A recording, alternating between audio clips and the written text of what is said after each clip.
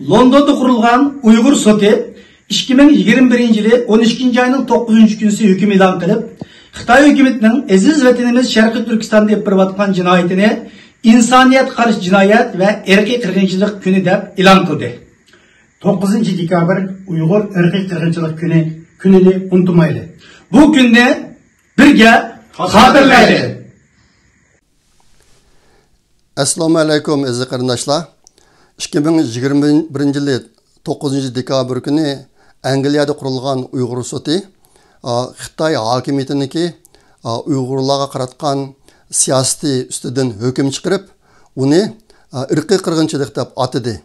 Shu munosabat bilan Dunyo Uyg'ur qurultiyi har yilniki 9 dekabr kunini Dunyo Uyg'ur qirg'inchiligiga norozilik bildirish kuni qilib bekitdi. Aldığımızda 2022 yılı 9. dekabr günü yetib kelyapti.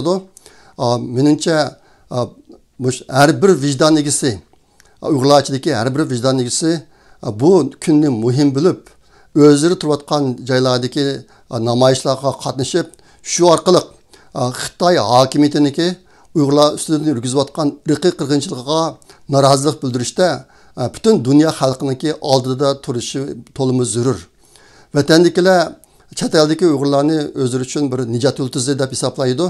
Ashta bo'g'ashqa biz hech bo'lmagan chaqda mushu kunda namoyishga chiqib, shu orqali biz dunyo xalqiga mushu Xitoyniki irqiy Uyg'urlar ustidan yurgizayotgan irqiy qirg'inchiligiga norozilik bildirish jihatda biz boshlamchi bo'layotganligimizni bildirishimiz kerak.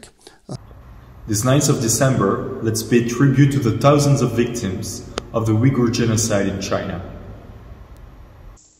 Assalamu alaikum aziz vatandaşlar. Men bu 9 dekabr günü irqiy qirg'inchilik kuni deb jakalangandan keyin 9 dekabrda matem tutaman. Dualar qilaman vatanimning ozodligi uchun.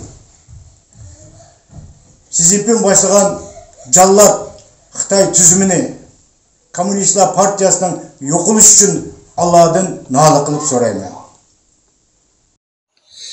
9 dekabr Uyghur qirg'inchiligi qonun asosida isbotlanib va bekitilgan kun. Bu kun va bu hodisalar Uyghur xalqining esidan mangu chiqmaydi. Yaşasın mustaqillik.